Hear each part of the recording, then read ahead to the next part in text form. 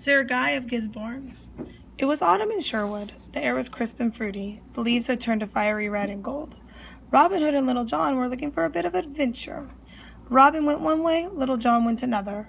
Robin Hood soon came upon a stranger, and what a funny-looking fellow he was. He was dressed in horsehide from head to toe. Even his hood was made of horsehide. With the horse's ears still on it, he looked more beast than man, but he was armed like a man, a deadly man. Heavy sword, sharp dagger, a bow and arrows as well. "Good morning," Robin said cheerfully. The stranger was drinking at a stream. He pushed back his hood and wiped his mouth on his sleeve. Without a word, he stared at Robin. Robin shivered. He had never seen a crueler face. "Good morning, I say," Robin Hood repeated. The man snarled. My, Robin laughed. "Did you drink vinegar for breakfast?" "Who wants to know?" the stranger growled. "So you can talk," I was beginning to wonder. "It is you who are the stranger in these parts. Tell me your name first, and why you wear that odd suit." "Fool! I wear the suit to keep me warm and safe, for it is as hard as any armor. I am an outlaw, Sir Guy of Gisborne." Guy of Gisborne! Robin knew the name well. He was the wickedest outlaw in all of England. "Why have you come here?" Robin asked. Sir Guy smiled. It was not a very nice smile. "The sheriff sent me to hunt down Robin Hood. You know what they say, send a thief to catch a thief? I am to catch him or kill him. I prefer the second of the two." Robin's head grew hot, but his voice stayed cool. "I happen to know this Robin Hood, and I don't think you have much of a chance." Sir Guy shrugged. "I hear he is good with the bow, but I am better."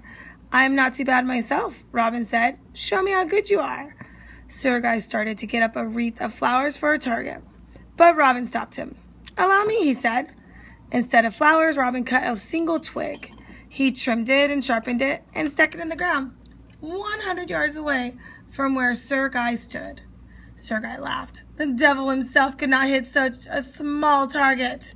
But Robin was already stringing his bow, so Sir Guy did the same.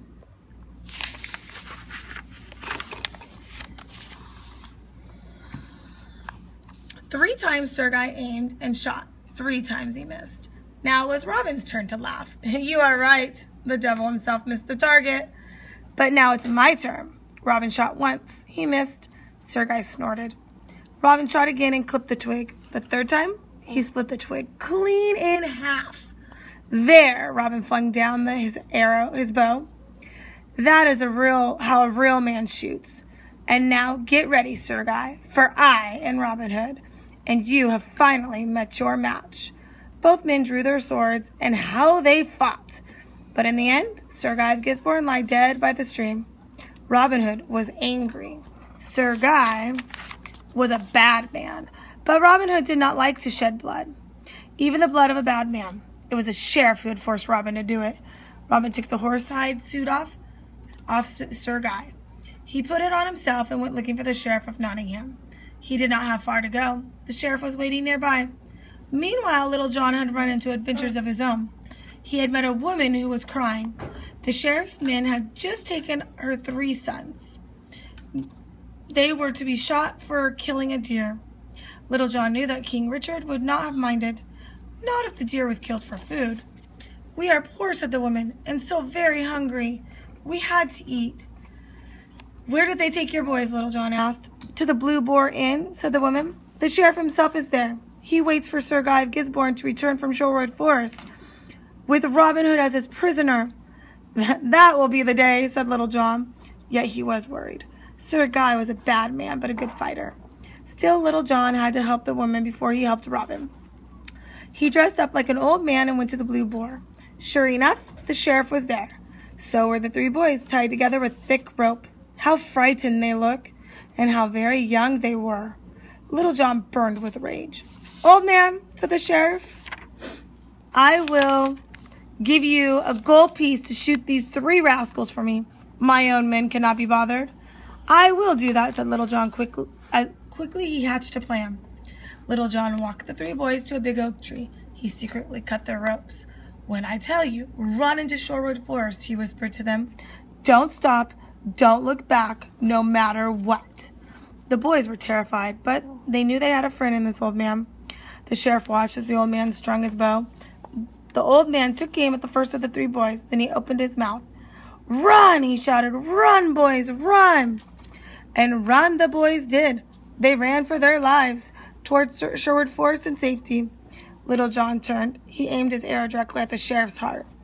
"Don't move or I will shoot," said Little John. Inside the inn, the sheriff's men had heard the commotion outside. They sneaked up behind Little John and grabbed him, but it was not easy. It took 10 of the sheriff's men to hold Little John down. Finally, they tied his hands. The sheriff strolled over. He tore off Little John's disguise and smiled.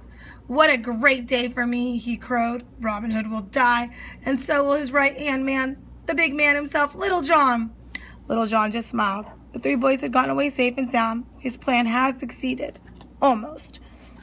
"Robin Hood will not die," he said. "Is that so?" said the sheriff with an evil smile.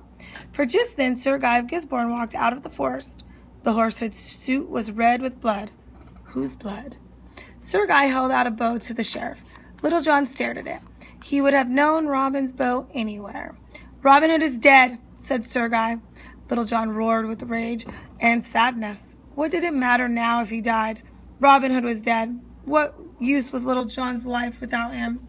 The sheriff was happy. "You can have whatever you want," he said to the man at the horsehide suit. "I want to kill the big rascal with my own hands." The man pointed to Little John. The sheriff was surprised.